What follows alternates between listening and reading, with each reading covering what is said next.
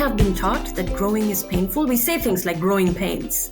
But what if growth is an act of tremendous emotional intelligence? So I use my emotions intelligently, and I'm intelligent about my emotions, such as sadness, such as regret, such as remorse, such as profound sorrow.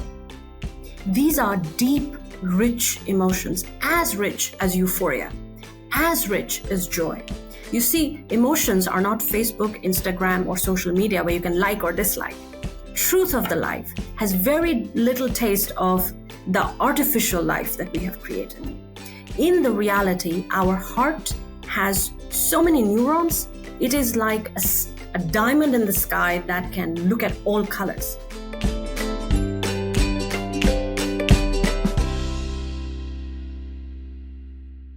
Hello and welcome to the Mind Your Leadership podcast. I'm Keren Tsuk, and today I will speak with Amrita Subramanian. In this episode, I'm honored to speak with Amrita. Amrita is a former Fortune 500 VP who is dedicated over 2 decades of her career to guiding organizations through crisis. Currently, she serves as a distinguished educator at the University of Pennsylvania, where her focus lies on post-traumatic growth in the wake of the pandemic. Amrita is on the verge of completing her Ph.D., delving into the profound subject of post-traumatic growth in adults during the COVID-19 era. Join us as we delve into Amrita's insight, exploring the profound lessons she has gleaned from both her remarkable career and a resilient personal journey.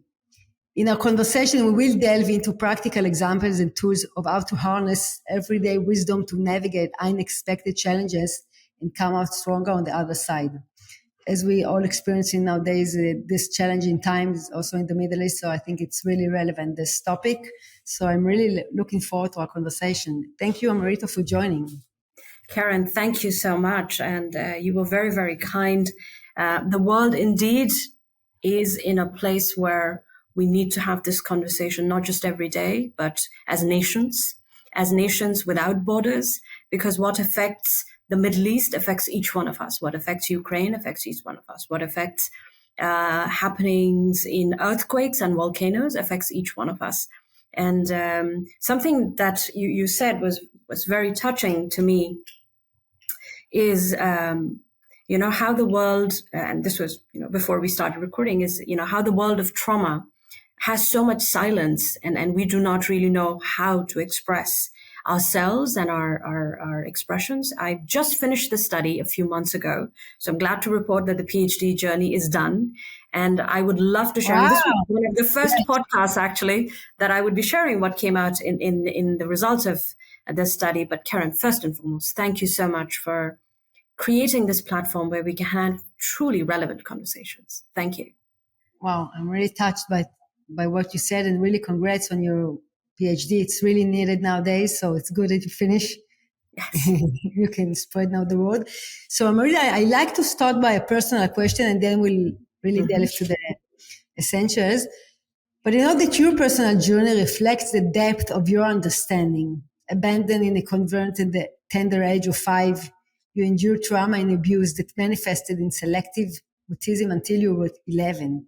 Today, I'm drawing from your own experience to guide humanity toward growth and healing. Can you tell us a little bit more about your personal journey and how you help? Yes, life sometimes will begin a different kind of war with us when we are children. The wars that many children are seeing now in different parts of the world, which are in fire. My fire started because I was given up for adoption by 2 lovely people who were not ready to be parents. I have a very different relationship with the story and a very different relationship with the narrative. They're no longer villains of my story. I don't have villains anymore. So what is necessary to understand at this stage is, as a child, I went through ceaseless trauma, which resulted in me losing speech. And this is still a very common feature in children who go through trauma. The selective mutism is a total silence because of complete psychological death. that happens, inherent, very small human beings, like it is happening everywhere in the world. For me, it happened in the convent, and I did not get all the nourishment that children get with family, a father, a mother, any unit that a family is, a sense of community, having safety, the basics, not just psychological safety, physiological safety. So what it did for me, and of course I have the compassion to see it now, I didn't see it back then, and after years of therapy, right, is to understand that life was preparing me, Keren, for this conversation. Life was preparing me for this stage. And what I understand, and they say, right, researchers research their own history. Everything that I've gone through my life has shaped who I am uniquely. Now, I had a choice at each point to become very, very bitter and negative, which I was. My 20s were filled with anger. I was drunk with anger and resentment, as many of our younger generations are today. So I relate very closely to that. And as I've kind of looked towards mid-century of my life, I have studied trauma very, very closely because I understood that very few could understand me, and I did not have a vernacular. Trauma is silent, secret, and shameful, and underprocessed. So we don't even have data to bring out and say, this is my story. We just feel gripped by trauma instead of being able to hold our trauma compassionately. So compassion and forgiveness are the two things that have also come out of my study. But I first want to honor the question you said. Trauma is the reason I have grown. I have struggled immensely, and I think the honesty of that struggle and getting the right help along the way has made me a contributing member of the society where today I understand trauma in the most unspoken way. And Keren, I do not have enough life left to do all the work that needs to be done for the children and the youth of our world. But it's, I hope by the time I am done living and my life is through, the world would be a little less painful than how I inherited it. That's my hope. Wow. Thank you very much. And it's very touching what you're saying. It's really resonated deeply within me. And first of all, I want to recap what you said, because actually you said it, you went through a trauma and this is what helped you to grow and evolve as a human being, as a person, to be more complete and to bring your presence to the world. So I think it's really important, because I really believe that each and one of us has his own unique path. And in this path, we have challenges, we have traumas, we have things that we need to deal with. And once we go through them, we can grow and evolve and bring our presence to the world. So it's really essential, although we don't want to feel this trauma. But unfortunately, as you said, we are during a period that worldwide we experience trauma wherever you look. So I think it's really something we need to delve into to see how we can work with it. So can you tell us how do you grow beyond each crisis individually and collectively? Is there a specific process, milestones or whatever that we can learn from your experience? Yes. And Keren, I'm very delightful. I'm a little emotional right now because when you speak to someone who's really listening so well, and I know your audiences listen to you very well. I've listened to other podcasts that you do. Something that I would offer is that we have to take a step inward rather than outward to look at ourselves with a lot of compassion. You see, trauma, the very word, and we'll start with the fundamentals. So the first concept is trauma. The word itself is popular in woundedness. The moment you hear trauma, you say, oh, that's not me. That's happening to someone else. Because we think of it as woundedness. But the German root word, Traum, means a daydream. So when we are in a nightmarish condition, we say it's surreal. It was like a dream. Mm-hmm. But we also say that when we are in love. When I'm in love, life is like a dream. When I get a dream job and a dream career, it's like a dream. It was surreal how successful I was. So we have great life events, but we associate trauma with that is negative. And we associate good things with life events. But we notice that we struggle so much. If I have a dream, I struggle endlessly. But I don't call it traumatizing. I was traumatized looking for success. We don't say that. We said we worked hard. We study biographies. But we always see one unifying factor, which is we suffer. We suffer for joy, we suffer for love, and we also suffer when out of control events happen. So when we look at the word trauma, first is to understand we have to get the language right, because our worlds are defined by the language we speak. So culturally, such as in the West, for instance, countries that use the language English, there's a lot of expression. But there are a lot of languages in the world which are very, very rich and belong to 3,000-year-old cultures where silence is the way. So trauma lies somewhere hidden between that which is spoken and that which stays unspoken. So that's the first. The second fundamental, and then I'll pause, is that every time something challenges our assumption of reality, we are shattered. And so imagine this as a GPS, and imagine this is the heart, and I call it the inner GPS. It has three parts, and folks, I'm holding up a triangle. The first bit of the triangle is myself, my relationship to myself. Second is the relationship to others, which is my world, my relationship, my marriage, my friendships. And third is this entire universe that I'm a part of. What do I work? What is my place in this universe? Why am I alive every day? When a crisis happens, and what is a crisis? One which completely shatters this GPS. And like when we are driving a car and in tall buildings, the GPS goes, trying to calibrate. That's exactly what happens to us when our whole universe crashes down, whether it is an act of war that is happening in so many countries, whether it's an act of nature like volcanoes and earthquakes, the whole seismic activity, the whole eruption, all of our reality crumbles and falls. That is crisis. Now, for many, it is external. For many, it is internal. So, for instance, what I was talking about myself, I kept having internal crises. Now, we used to think back sometime that crises only happen to war people or soldiers. But we now know it happens to women, to children, to youths, to everyday violence, to sudden shattering of betrayal in relationships. So trauma now has a very wide audience. And the last important point, trauma can be direct or indirect. So in the pandemic, I heard that it is a deadly virus. So death was very close to me. But what was also true is millions of people were dying, like today.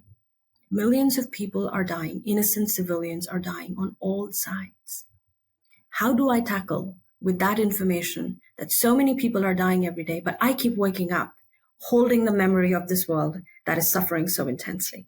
This is trauma. And growing beyond it, the question that you ask is post-traumatic growth or post-disruptive growth. But I'll pause here to make sure that I have responded well to how you were seeking to understand this. Yes, you really made it clear what does it mean trauma and how or I hear embrace it. And usually you say we don't speak about it. And actually the language that we use put it in a place that we don't usually work with it. And you actually invite us to invite the trauma and see how we can grow through this and go through it. So this, I will be happy to go forward and understand, okay, and you also said something important that we need to look, the trauma can be external or internal, but in order to go through and to heal this trauma, we need to go deeper inside ourselves, right? And to find compassion and forgiveness. And I really connect to it. And this is really challenging. We'll circle back to it at the end, to the compassion aspect, because it's really challenging to be compassionate toward ourselves, right? Oh, absolutely. Absolutely. Yes. I loved what you said, Keren, because I think when we are talking very practically, one of the things we have to understand, and that's what I loved about your question, is we all suffer because lightning strikes everyone. No matter the shape of the lightning, it strikes the heart, it strikes my body, no matter the internal interiority or the external bit of it, lightning strikes. And when it strikes, it destroys. Mm-hmm. It destroys what is. Now, there is something in the outer universe we call creative destruction. Most of the time, we have been taught by the world, and I'm beginning at the top level. Most of the time, we've been taught that anytime a misfortune happens, that there is something that gets destroyed, it's bad. But anytime I am blessed, it's good. So we have a very point thinking, a very limited, narrow thinking of what is good and what is bad, and we judge ourselves on it, even if the variable is completely. So the first thing is to not discard the part of us that is destroyed. Mm-hmm. It's destroyed. And I love it because I forgot to refer to it. I wrote to myself judgment. It's exactly Judgment. this.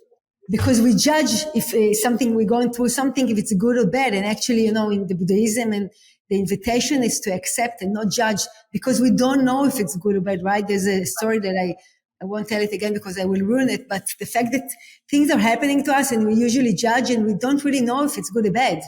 Oh. So I'm coming back to the invitation to see every experience in a non-judgmental way. This is also a practice, once we practice being present and mindful, so we accept it and we enable it space. And another thing that resonated within me, because when we started the conversation, you asked me, how are you showing up here to this conversation? Actually, today is not one of my best days. Like I'm feeling sadness and even something stuck in my throat, like crying stuck in my throat. I feel it. And I really, before we started, meditated and a little bit cried, let it go, let it create space for our conversation and for me to show up more fully. And what I unfortunately experiencing also trauma, is like Dr. John Kabat-Zinn said, we can't control the wave, but we can learn to surf. So this is what I experienced, like giving place to our emotions, to our unpleasant feelings and being with them, accepting them, creating this space, and then something can transform and create space, a little bit space for another emotion till the next time. This is how I handle this challenging situation that we are encountering nowadays here in the Middle East. So I'll be happy to hear your thoughtful viewpoint. Keren, a part of me is really bowing down to you that you took care of yourself, because I think the first step of taking care of our woundedness is self-care. And to not deny it, going back to the question of good and bad. The society has conditioned us, and this is where we need to take an inner look at how our minds are trained. We are conditioned to accept pleasure and go away from pain. But we understand that that is false today. It's a myth that is no longer true. As much as we are shaped by the good, we are also shaped by that which hurts. And so the hurts are not to be stepped away from. The hurts are also shaping forces that we need to embrace and understand, like the way you said. So where does this begin? It begins with our intelligence. Where does intelligence begin? It begins when we observe and allow awareness to come in.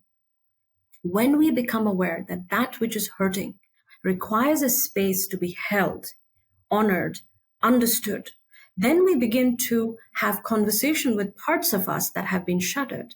You see, whatever gets shattered inside is still a part of me. I cannot abandon that part which is hurting.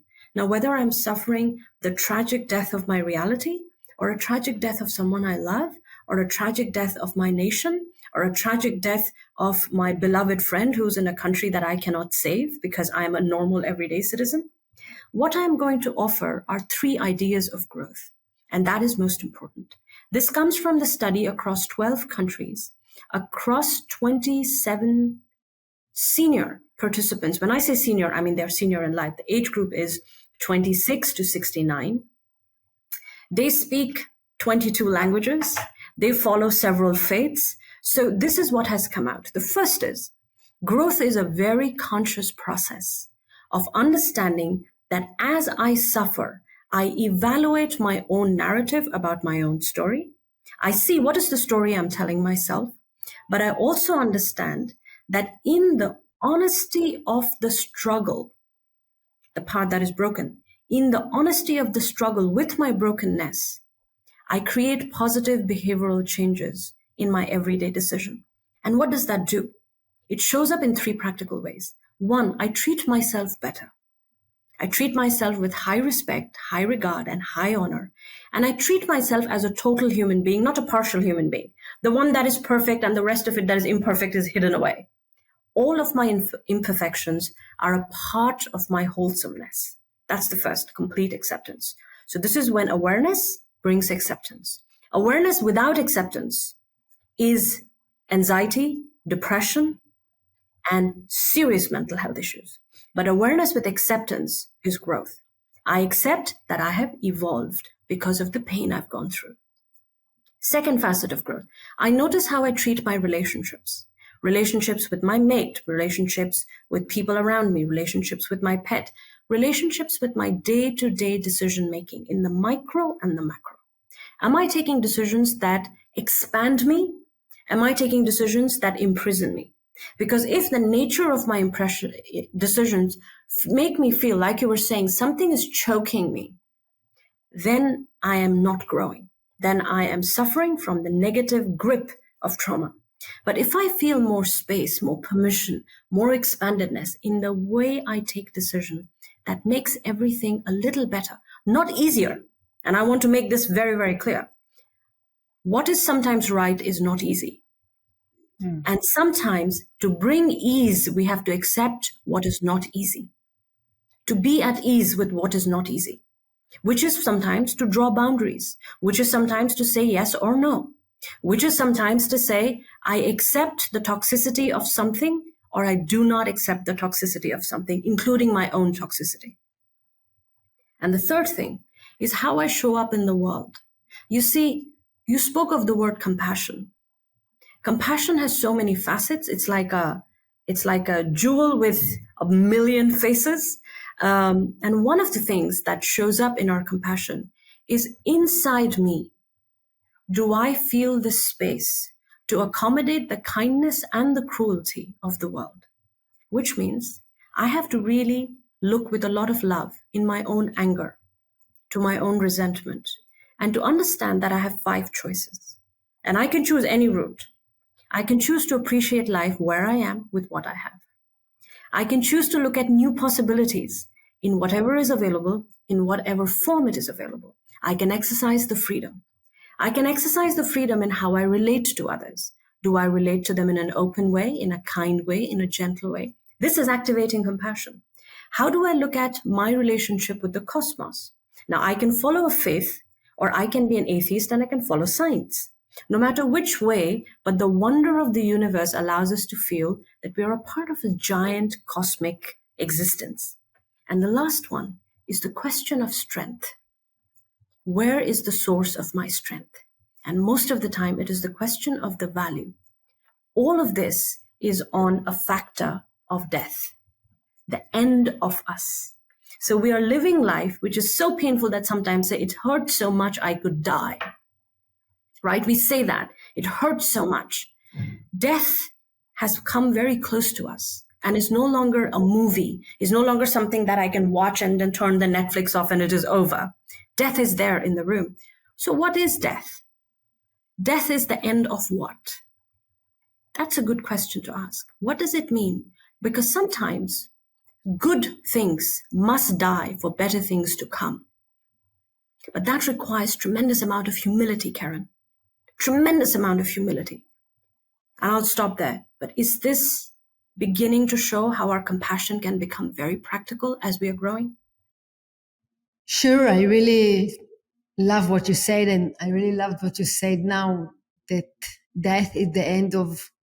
Well, that's the question I was saying, that sometimes the good has to die for the better to come. So I really love it because, it resonates with me that usually we see ourselves as a complete identity, really coherent identity. And during the process of growth and involvement, we need to let go of patterns that don't serve us anymore, right? And it's really tough and it's really, really ache and be painful to let it go because this is how I saw myself. But even in the process of letting it go, the end result, as you said, can be great because it creates space for something new to emerge or to adopt new behaviors and patterns that you will have a leap in your personal life, career, or whatever. I really loved it because the process, understanding that going through this process can be really tough and bring to our feelings really difficult emotions like sadness, grief, anger. And we need to create space for it and to be in touch with them. And I think most of us get away from these emotions. And this is why we get stuck actually, because these emotions are embedded in our body. And if we won't create the space, actually they will manage us. And then we are in this vicious circle that we can't get out of it. But once we dare to embrace it and explore it and let it go, and I think I found it's really challenging also to let it go, to accept it and enable it to transform through you, then you really can evolve and change. But as you said, and I can talk from my experience, it's really tough to let go because we're really attached to the stories that we are telling ourselves, to our identity, to things, the way things need to be. So I think this is another parameter, the ability to let go and surrender. And for me, it's really challenging. What do you think about it?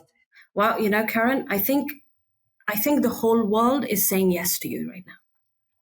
Because when we say, for instance, that I am transformed, if we just take that sentence, if we just want to understand how profound that statement is, transforming means I am transcending my current form, which means wherever I am transcending that. Transcendence in all the stories that we've heard, from the times we are children, all the fairy tales that we've heard, there is always a sacrifice. There is always a myth that you go into the darkness and you bring back light. There are always these stories. And you said something that was also equally wise, which is we are attached. We're attached to our stories. Now, allow me to present two sides of an equation. The first equation is the desire to transform and attain the highest version of ourselves. Every human being wants that. No human being says, I want to be ignorant, I want to be stupid, I want to be foolish. No one. Everybody is fighting their own ignorance. What I want to bring out between the two equations is the concept of confusion. When we get confused by the world, we think we should fear this confusion. I am going to offer another perspective. I am going to request you to invite the courage to look at your confusion with a lot of positive possibilities. Confusion is the beginning of wisdom, which means that, as you said, Keren, what we had told ourselves has become redundant. So this side of the equation is already in the past, which means my perception of growth is behind the actuality of growth. Mm-hmm. So I have grown more than I know myself, which means that part I have already transcended, but I'm still hanging on to my past definitions, right? So I have to shed skin. How do I do that? And shedding skin, most people think, oh, it's got to be painful. But here's what you also mentioned, which is when my heart kind of leaped. We judge ourselves on our intentions. We judge others on their actions. Why am I saying that? Because we do not trust ourselves to grow. We have been taught that growing is painful. We say things like growing pains. But what if growth is an act of tremendous emotional intelligence? So I use my emotions intelligently, and I'm intelligent about my emotions, such as sadness, such as regret, such as remorse, such as profound sorrow.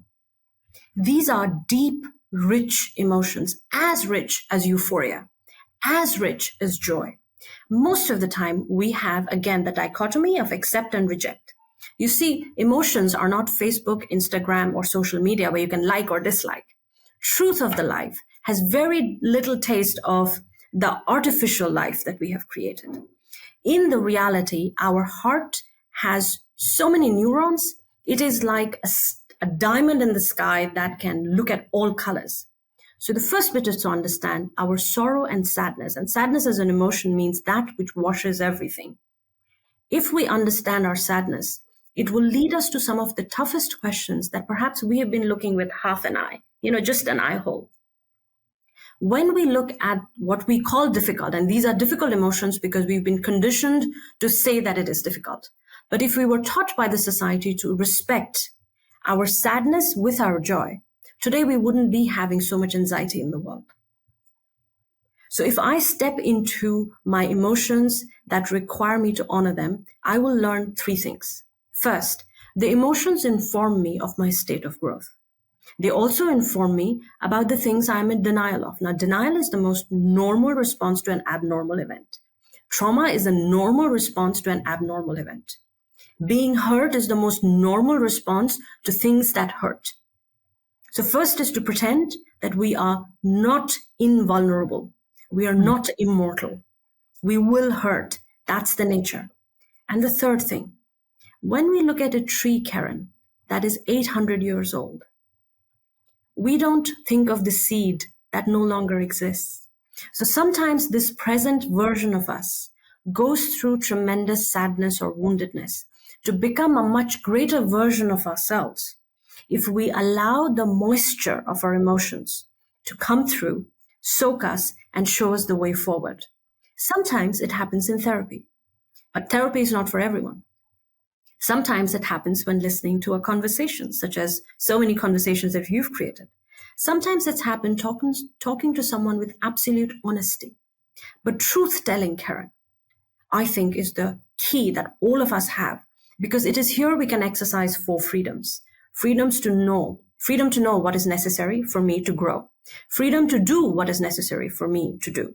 Freedom to be what my life requires me to be, and freedom to go where I need to go, where I can grow. Now, whether it shows up in our jobs, whether it shows up in our relationships, whether it shows up in our way of living in the world, because right now the world is divided into a big continuum. One end of the continuum is very individualistic, which is only me, myself, my profit, my life, my interests, a very, very selfish world. The other end of the world is a selfless world, where we are looking at society first, humans first, children first. Nobody had imagined when they read 1984 that the world could have a part that has so much soul. But despite such suffering, Keren, today, all the futurists of the World Economic Forum, they're all observing that the world has developed 2 continuums in the most difficult period of human history. There is a part of the world that is leading with compassion, while there's a part of the world that is shocked that compassion exists. And it is happening in a very real way in the economic trends. So that is something that we should think about as well. I think, maybe it's my personal belief, that we're going through this transformation in order to evolve as humanity, to go toward compassion and loving and kindness.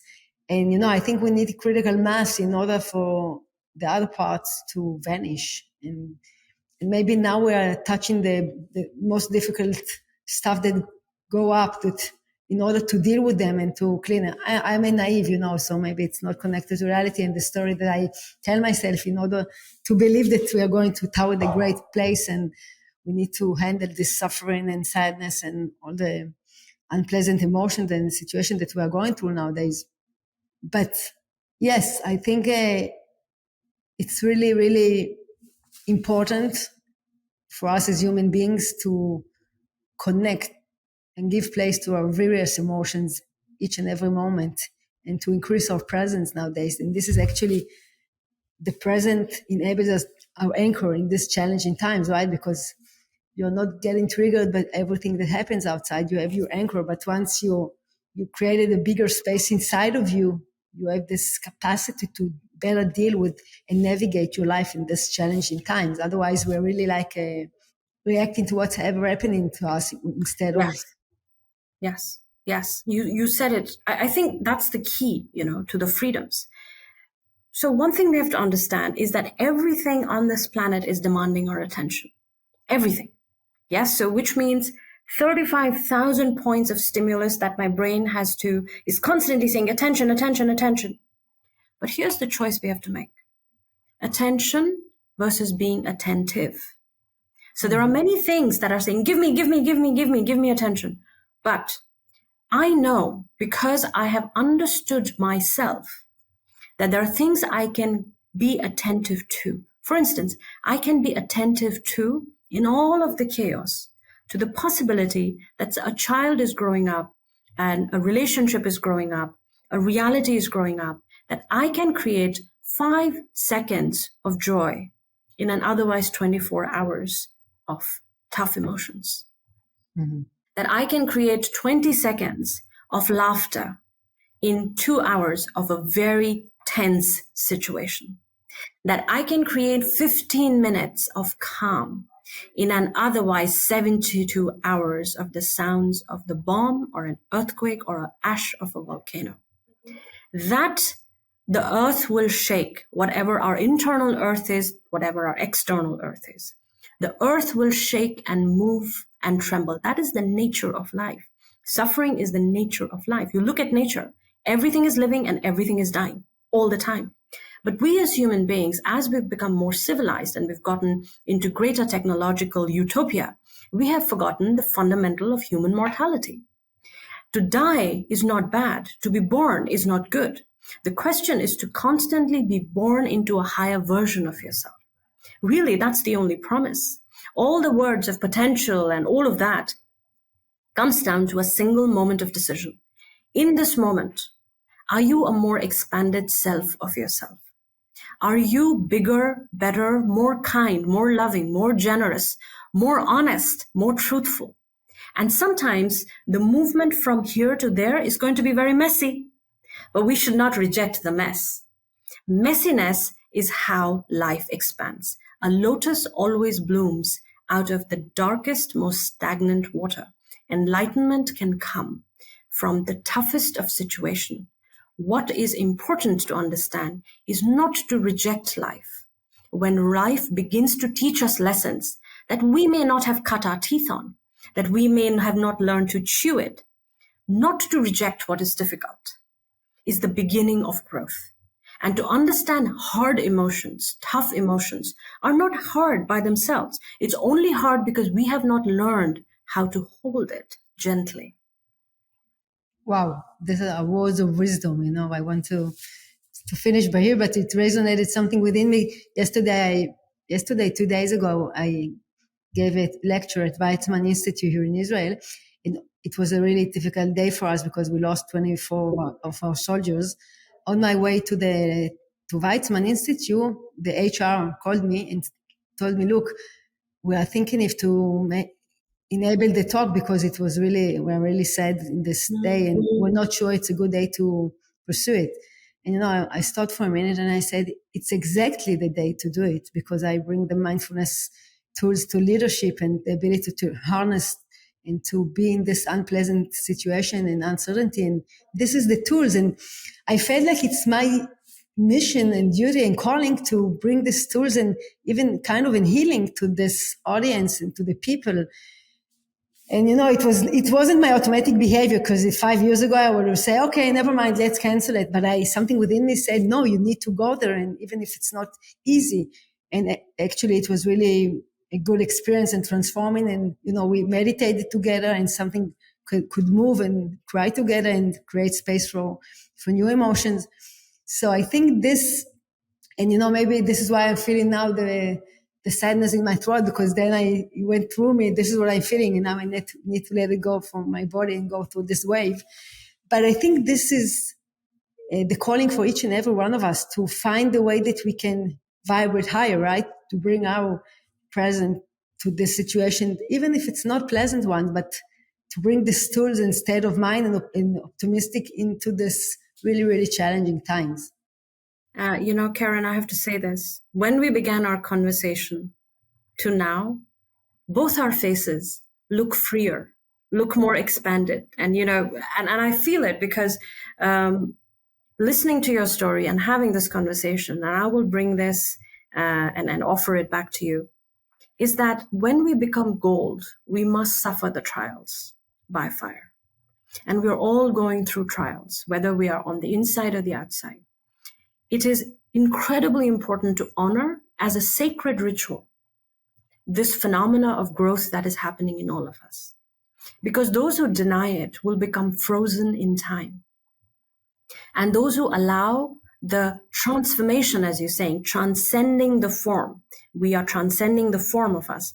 If we transcend and allow ourselves, we will understand that what we were trying to control was a myth. Because in the mythology of our life, the one thing that is our destiny is to constantly grow. And we are responsible for that, to constantly grow to the higher version of ourselves. Now, whether we do it through an event, because that's how time moves inside us. Time is not linear.